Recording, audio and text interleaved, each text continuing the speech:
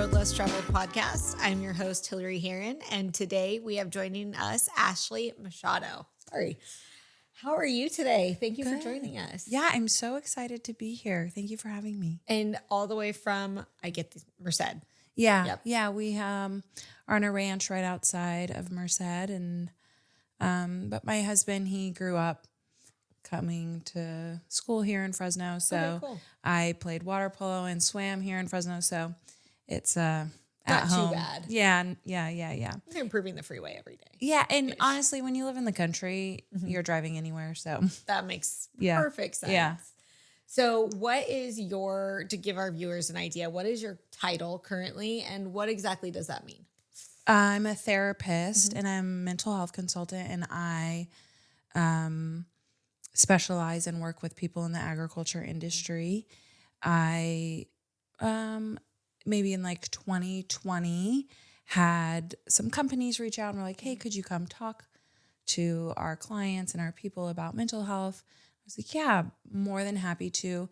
The agriculture industry is really suffering from suicide. We're one of the leaders in suicide rates by industry. Really? Yeah, 60% of farmers and ranchers are struggling with anxiety, 40% depression, and that's just what's reported.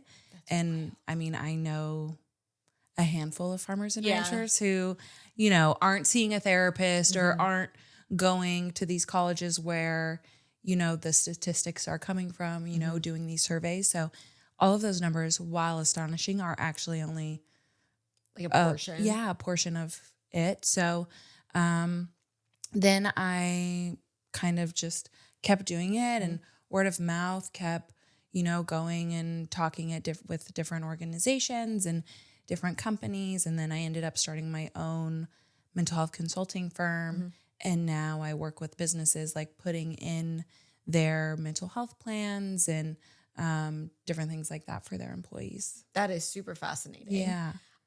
So I had this happens every time and I get 35 questions. So I'm going to try to pick through my questions to the most impactful. Yeah. So your background is in the dairy industry, or did you grow up in the dairy industry? Yeah, I grew up, my grandpa had a dairy, and then my family's Portuguese, we immigrated here, and I always had questions like, what's going on? Why do we do what we do? And all of these things. And I think, one, being in the ag world space, we're really stoic. And then being Portuguese, it's also part of our personality, and no one was answering questions. And I think a lot of adults would just dismiss my questions a lot. So it's like a lot of small town girls, I got to get out of this small town. And I got my BA in human development in Sonoma. And then I went down to USC and I got my master's in social work with an emphasis in clinical health, mental health. And my husband, who I've known kind of my whole life, we started dating while I was getting my master's. And once I graduated, I was like, oh, he has a calf ranch and an almond farm. That's not something that could move to LA. You can't just pick that up. Yeah. So I guess I'm going back home. And so that's kind of how I ended up where I am. Yeah. All right. Well, that's really cool. My understanding of the ag industry is that it is lacking in mental health care. So did you begin practicing as a therapist and then see kind of a need? Well, when I moved home, our wedding was I don't know, I think a month after I graduated, and I was told I couldn't get pregnant or have kids. And then 2 months after we were married, I was pregnant. You're like, whoa, wait, what? Yeah. Yeah. And I was struggling with postpartum because it wasn't I very much up until recently have always been I have a plan for my life. This is my plan. This is my timeline. This is how things are going to go. Check the boxes. And then all of a sudden, and I was like, okay, I'm not going to have babies. That's just not in the cards for me. And then all of a sudden I was pregnant, and that was not my plan. That was not what I was supposed to be doing. And I think that really, it took a long time for me to kind of accept that. And with that came a lot of postpartum anxiety after I delivered. And so I was struggling and walking through that. And also, it was a really hard year in the dairy industry. And my husband was telling me, like, a lot of the dairymen that he works with were struggling. And I was like, oh, I'll find some resources for them. And I was kind of in denial about my postpartum anxiety. I hadn't told my husband that I thought I was struggling with anything. So I was like, maybe I'll look for, dabble in some resources for myself too. But I couldn't find any. There wasn't any for any, like, there were no rural mental health resources. There was no place that anyone could call. And so I was like, oh, let me call my friends in other states who are farmers and ranchers. And there was nothing for them either. And I was like, wow, this is kind of crazy to me that we as a community are feeding the world and food is essential. And who is taking care of us? There's no support. No support. Yeah. And the job is hard. You have kind of a lot of debt because land is expensive. Yeah. Seeds are expensive. Tractors are expensive, Yeah. so that's a pressure. There's generational ties That's working wild. with family. Yeah. That is stressful. The fact that you plant your seeds and then it rains and then your whole livelihood, like everything is lost. That's stressful. But then there's no outlet for it. Like, how are people working through this stress? Like, how are they learning different tools? And so then I just kind of started sharing online a little bit. And that's how that first business reached out to me. And I started kind of just dabbling more and more and more and more into it. No, that's really neat. When you were saying that, I was thinking that's another thing that can be super isolating, because when you're living on, a lot of times when you have a ranch that size, you're living on it or farming that size, or at least from my perspective, again, limited. Yeah. And then how you're not in a big city where you can just go out or, walk down the street and meet up with friends. You're still kind of isolated, and it takes planning. And so that's kind of doubles down on the whole mental health thing. Yeah, I think it's really isolating and can be lonely. You're really far from town. You're either driving a ton or it's like, I don't want to go to town to do that, so I'm just going to stay home. Then you're kind of by yourself. And I can testify to the fact that that's not good. Left to my own devices, I'm going to make myself crazy. Yeah. So when you started working with companies, I think that's really interesting. Do they bring you in to implement? You mentioned a mental health plan, and I'm really interested in what that looks like for a company. Maybe not even just for a dairy, but for any ag business, but for any business. Yeah. So I come in. I have a couple of different packages that I offer, but essentially I'll do like once a month classes, and I teach on the topics. Then I offer some leadership coaching for their C-suite team or their high leadership teams. And then like once a week kind of like email goes out that just kind of is like, remember when we talked about this, how are you implementing it in your life? Just for people to have a space to learn and grow and build that rapport and community within your workplace, because you spend a lot of time at work, and opening up people to have conversations and to be able to connect with the people they work with and within themselves. We perform so much better at work if we are taking care of our mental health and our well-being. So, sorry. No, you're good. Please. The, C-suite and leadership team, they do see a result on the financial end too, because the employees are maybe more productive, or they're able to communicate more, they're more innovative, they're able to offer more ideas and things like that. Are you finding that it's been well received with the companies that you're working with? Like with the employees, are they enjoying it? Yeah, I would say these companies are reaching out to me because they want to make a change. These companies are typically more on the innovative side, more saying how this can be impactful. So I do think that they're interested in it. So they're more open. If I am pitching a company and they're kind of closed off, or that's not how they operate, then it's not going to be well received. Okay. A lot like therapy, right? Yeah. You can't make someone go to therapy, or do therapy and then it be impactful. They have to be willing and ready for it to be impactful in their lives. There has to be some sort of buy-in. Yeah, definitely. Yeah. That's really interesting. So you were talking about word of mouth. Do you have like I'm guessing that if ag is it sounds like it's with the suicide, is it a suicide rate, or is it like, I'm trying to extrapolate from what you said. Is it, you have a high occurrence of suicide? Yeah. And now I lost my train of thought. Of course I did. You're gonna have to cut this whole little part out because good, because I can get a little cough in. Yeah. And sorry about my Christmas doorbell. So how do I want to ask this question? You're seeing a high occurrence of suicide. I'm assuming that companies are lining up to make a difference in their employees' mental health. Is that what you're seeing, or is it more, it's still pretty stigmatized?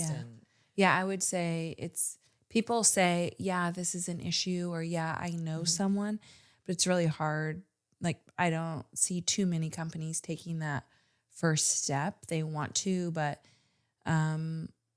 cash is kind of always tight in the ag industry. It's just the way the industry works. Like, you either get like a large payout at the end, it's just, money isn't as necessarily fluid in the ag industry, and it does cost, to implement these things. And I don't feel like businesses are buying in too much to it yet. I think it's going to have to be like, there's going to need to be a bunch of companies that are slowly buying in, and then eventually the industry will buy in. Right now we see it more on like the individual side. Like the families are really buying in because they are largely impacted. And companies, I do think eventually, you see these companies like Google, TikTok, all of these kind of tech companies and finance companies, these bigger companies, they do have corporate wellness plans implemented because they do see the return. Eventually, I do think agriculture will be there too. And some of those companies have endless budgets and very little overhead, but my grandfather, my mom's dad, was a farmer for a while. He was a serial entrepreneur, but he was a farmer for a while.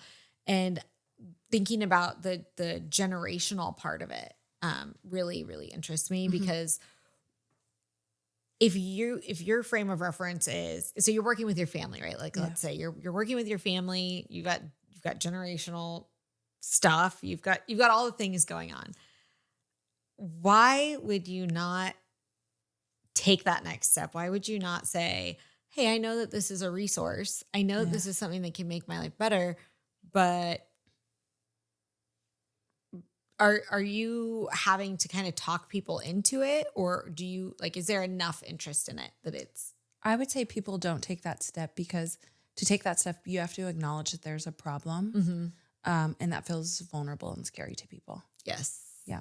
That is pinpointed that very well. Yeah. It feels scary to say like, we're having trouble communicating. Like it feels scary to say like, I feel sad. It feels scary to say like, this feels overwhelming to me, especially with the family tie-ins, because it's like my grandfather and my great-grandfather, they built all of this.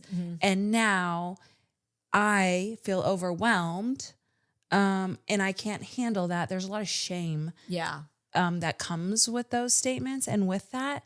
So I think that holds people back a lot from asking for help. Do you see that kind of play out at like in your family? Because you have a frame of reference to it, are you able to be like, hey, I see this in maybe your husband or somebody close to you and avoid it a little bit? Or is it something that you guys are kind of like separate work? Your work, his work kind of thing? Well, I always say I am a therapist, but when I'm at home, I'm a wife and I'm a mom. So I am also just trying my best in those roles. I think, which are overwhelming in and of themselves. Yeah, exactly. And I'm just trying my best. So, but when I'm at home, I mean, it's taken a while for me and my husband, if I'm going to be honest, to get to a place where it's like, hey, these are some things that I've noticed. How are you doing? Is this affecting you? Like, how are you feeling?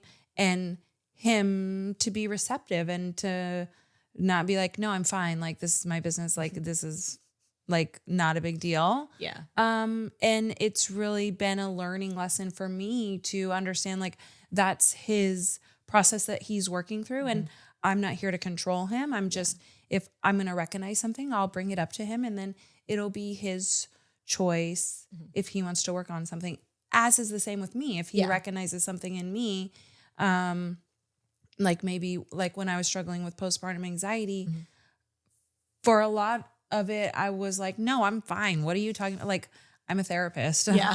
Like, I'm fine. I'll diagnose myself. Leave me alone. Yeah. Like, what are you talking about? And it took for me to really realize, like, oh, something is going on and I am feeling overwhelmed more often than I'm not feeling overwhelmed. I'm crying a lot more than I'm not crying. I'm feeling really agitated. I don't think that this is how it's supposed to be. Like, I don't think like just because you become a mom, you act this way. I think I need some help. And is something that we are walking through, where it's like, I am a therapist, so I do tend to recognize things a little earlier on. And for him, like, it's not my job to be his therapist. Yeah. And he just recognizes, when he's ready. And again, vice versa. Well, and it's your partner. It's the person that you've chose that you're a little more vulnerable with. So you recognize different things in them. And I ask in my own little reciprocation of vulnerability. I grew up in a family business. I worked in the family business for most of my career. We recently sold the company. But my husband would be like, hey, you've been kind of a demon last week. Like, is everything okay? And I'd be like, everything's fine. Everything's fine. Just dealing with things. Okay. Just dealing with things at work. It's fine. And it took a little while for us to figure out that flow too, because having, growing up in it and having everything be a certain way, and then having somebody who you like trust and care about recognize the impact that it's having on you is almost offensive. It shouldn't be, but it's almost like, man, I thought I was managing this so much better than I actually am. Yeah. It's like a reality check a little bit, like, oh, I'm not hiding that as well as I thought I was. And now I have to be vulnerable because they're recognizing it around me, and I'm not ready for that. Not ready. So I'm just going to say, no, I'm fine. I'm fine. I'm fine. Well, my mom would say fine means fucked up, insecure, neurotic, and emotional. Literally. Wow. That is great. That is great. And as a mom, that's me all the time. Everything's fine. It's all fine. Always fine. And like you were saying about postpartum anxiety, I was diagnosed with anxiety and depression, maybe a little bit younger than most people, early teens. And so I've had kind of my whole life to figure out navigating it. But after becoming a mom, I had all these, I knew they weren't right, but they were these like very ingrained ideas that there should be this euphoria and you like something is like, I'm going to just shift gears into momhood. Yeah. And in many ways I did because of who I am when I get put in a high pressure situation. But there are also things that people didn't talk about. Like, I don't think anybody talked to my mom about postpartum. And nobody really talked to me about it until I was like, I feel like I'm drowning and I don't know what to do. Yeah. And I think it's so important that you're very honest and very vulnerable about it. And that helps people feel seen. And I think that is a really long way of saying, I think that is so important for our kids to see. Yeah. Like, this is real. It's okay to feel, and it's okay to figure out how to manage my emotions. I struggle with my daughter, but that's a whole nother episode. So how are you managing all of that now? Yeah, I think that is something that I am constantly walking through. I grew up in a home where it was like very like, figure it out, you're fine, which I think it served me for a long time. You know, I was able to get my master's. I was a college athlete, you know, all of these things. I pulled my bootstraps up and it was great. Yeah. And then, but doing that, suppressing a lot of what we're going through takes a lot on our body. It's a big toll. It's a lot of energy to suppress and hold stuff down and keep going and not acknowledge what we're kind of going through. And then I think when I became a mom, that's when it kind of all came out, and that looks different for everyone. Yeah. So I like to say, like, we have this shelf. We all have this shelf, or, you know, the drawer in your kitchen, and it's full of crap. Yes. Right? That's what we have that in our body. And it's like, I don't want to deal with that. I'm going to put that on the shelf or in the drawer. That conversation, I'm not going to deal with that either. It's going to go right here in this pressure cooker. Yep. I'm just going to put that away. And then all of a sudden, when your family is bothering you and work is a lot, or your kids are standing on your feet, the TV's on, your husband is like, hey, did you get ketchup at the grocery store? And you're like, fully overstimulated. Yeah, I don't know if we can cuss on this. You already did. So the fucking ketchup, like what? No, I didn't get the fucking ketchup. Did you get the ketchup? Yeah, why don't you go to the store and get it? Like all comes crashing out in those moments. And so what I try to do is just, before I get to that moment, is to like do a breathing exercise or really write down like what is going on, because I'm starting to sense in my body, like my eye will start twitching. Oh, I got one of those like, too. That's like my body's internal response. Like, girl, you ignored all the other signs. Your eye doesn't work. Your now. eye is twitching. So you got to figure this out. Like when I start noticing that, then I'll, do a breathing exercise or write something like, what is going on? Who, what, when, where, why, how, like, why is it going on? How's it going on? And like all these things just kind of help me process. And I do think the more vulnerable we are, with people who we feel safe with, the more it does give permission for other people to be themselves too.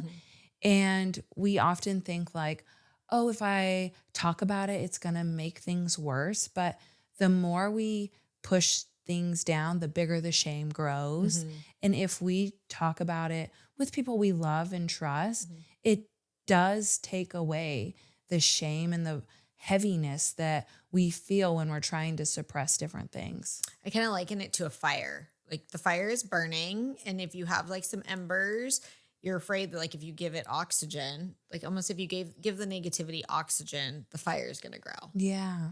I learned pretty young. I have to get it out. I have to like talk about it. And you use the who, what, when, where, why kind of how kind of analogy. Is that one of the tools or one of the main tools that you kind of exercise to help yourself? I would say my main tools are the 5-minute journal. It's on Amazon. It's like $30 or something. It really focuses on gratitude. I think there's also like I know there's like a affirmation part in there. So just really like boosting your gratitude and your affirmation. So then your brain starts to like look for those things throughout the day. The journaling, like I said, who, what, when, where, why, how. Also different breathing exercises and like walking, getting some exercise in, and sleep. And all of these things, I know people are like, oh, that's normal stuff. Like that's not going to help me, but it really does help us so much. And I also know as a mom, when someone tells me, oh, you need to get 8 hours of sleep, I'm like, have you been to anyone's house that has young children at any point in time? Because I don't think I've slept since my 5-year-old was born through the night. Actually, maybe like 2 times. She just is not someone who sleeps through the night. She's just one of those. Yeah, and that's her MO. So just making sure instead of like going to bed at 11 p.m. because you've been scrolling on your phone on the couch, and you're too tired to walk upstairs, not speaking from experience, that you're getting to bed at a decent time so that when they do wake up, you at least kind of have a little bit of bank of sleep. But I think all of those minor things can be construed and like overrated but they really are so essential for our well-being.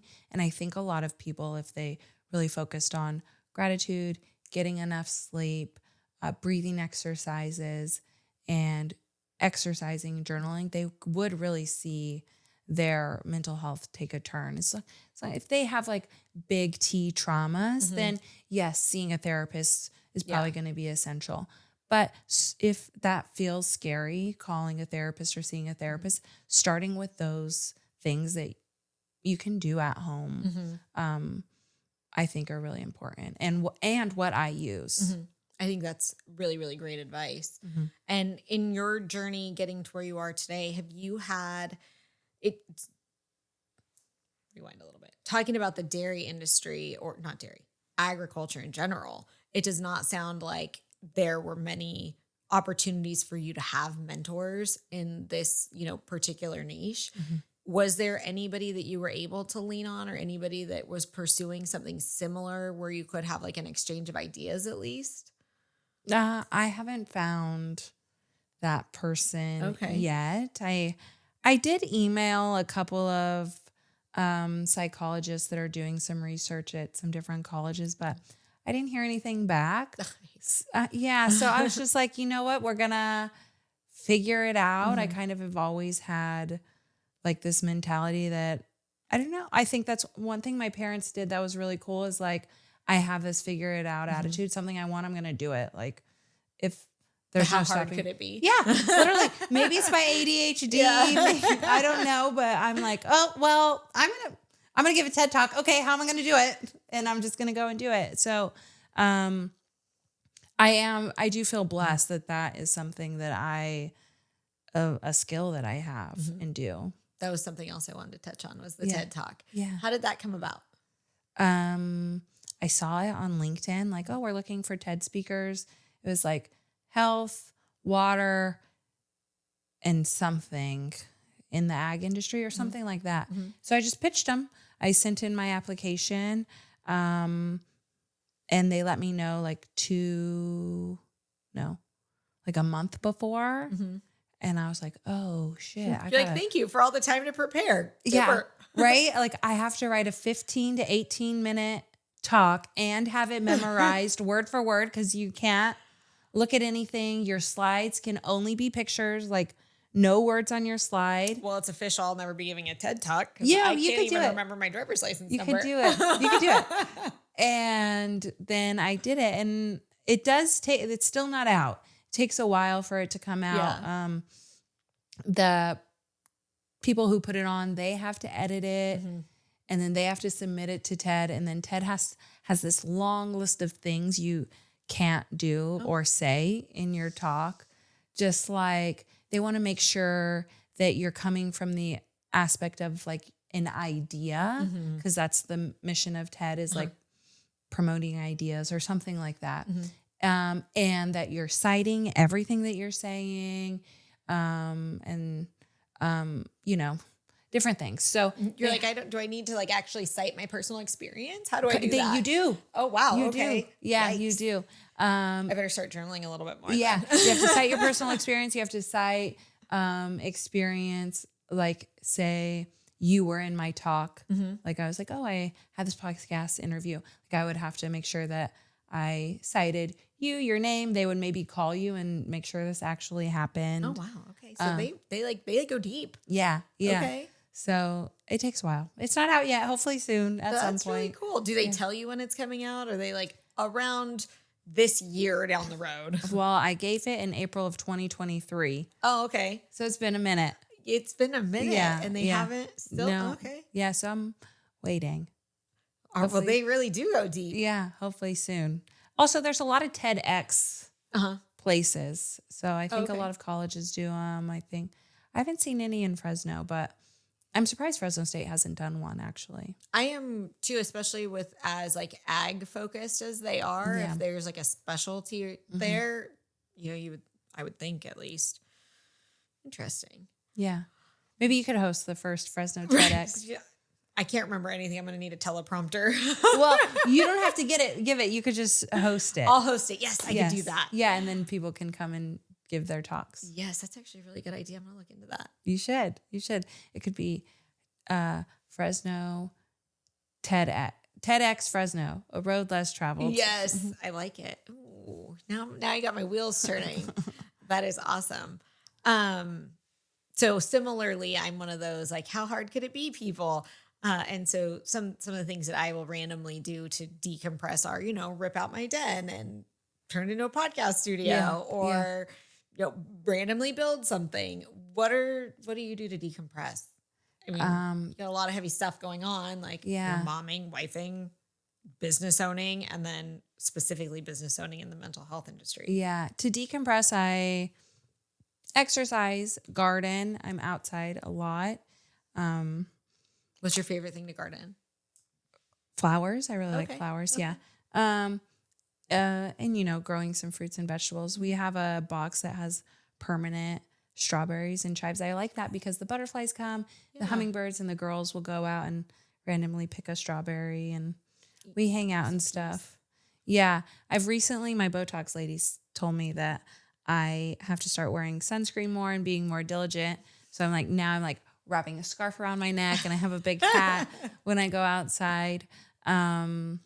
Those are things I do to decompress. I've noticed like when I am like, oh, I got a harebrained idea. Let me paint this. That's normally when I'm trying to avoid something. Valid. And so I did that in my office last year. Actually, I was like, I'm painting all the window panes and the bookshelf, this blue color.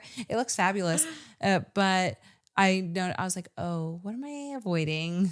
Because I'm doing this. Whoopsies. Yeah. I mean, there's a place for that too, right? There's a place for the avoidance as long as it's not like a cancel. Right. As long as it's not like a stuff, literally putting it in a pressure cooker and putting it away. Yeah.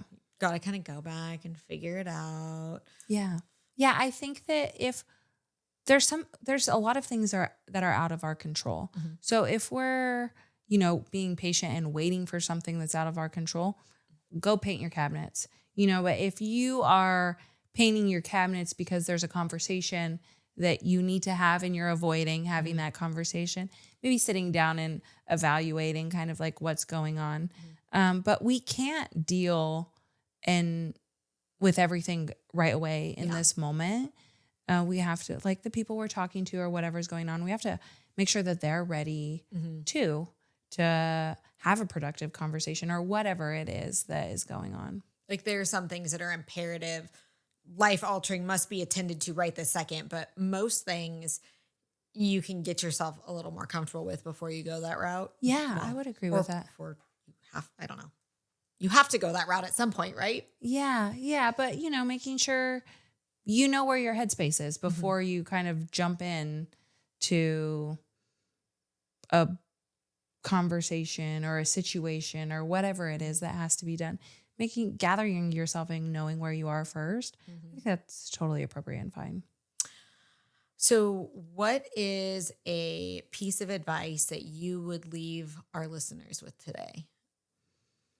Or a couple pieces if one is too limiting. Yeah, I think that this is going to sound kind of crazy. This lady I like kind of crazy. That I know, she is very spiritual. And she recently, I was walking somewhere and I saw her and I was like, oh, hi.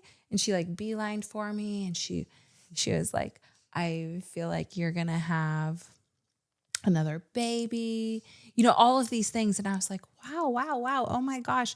But she said this thing and she said, you've been kind of controlling your life a lot, which, I am a mom and a wife and a business owner. Yeah. So I have been doing, trying to control things. I have been doing that. And I think a lot of people try to do that. But she said this thing that it was like, you have to be brave enough to be free. And I can't stop thinking about that line. I think we suppress who we are sometimes because we're scared what other people are going to think. We suppress our feelings, our emotion because we're scared what other people are going to be thinking. But if we like stand in who we are and believe in who we are, it really is this freeing experience that it's like, no matter what comes my way, I'm going to be okay. I'm going to figure it out. And I really have been thinking about that a lot. And I think that goes with a lot of things. I think people can take that in any way that they want. So I would say maybe that is my piece of advice. I really, really love that. And I'm probably going to noodle on it later when I'm sitting in silence. Yeah. Because I think it is super important. And I think with the prevalence of social media, which obviously, you know, we're seeing really impacts mental health care, mental health and mental health care, being brave enough to be yourself in a world where, you know, you're supposed to appear a certain way in a bunch of little squares is, I think that's really, really good advice for literally everybody who's trying to function in today's world. And even if they're not on social media, like being brave enough to be free to stand up for what you want at work or in your family or in different things. I think that, I don't know, I keep thinking about that line a lot. I think that's something really great. I hope everybody listening noodles on that. Thank you for that. Yeah. And thank you for being here today. I really appreciate it. I loved our conversation. Thank you for having me. Me too. A huge thank you to our incredible guests for sharing their stories, wisdom, and breaking down barriers with us. If you enjoyed today's episode, don't forget to subscribe and leave a review. Your support means the world to me and helps spread the word about the amazing women paving the road less traveled in male-dominated industries. If you have suggestions for a future guest or topic you'd like me to explore, please reach out on social media. I'd love to hear from you. Follow me on your favorite social platform for updates and behind the scenes. Keep pushing boundaries, challenging norms, and lifting each other up.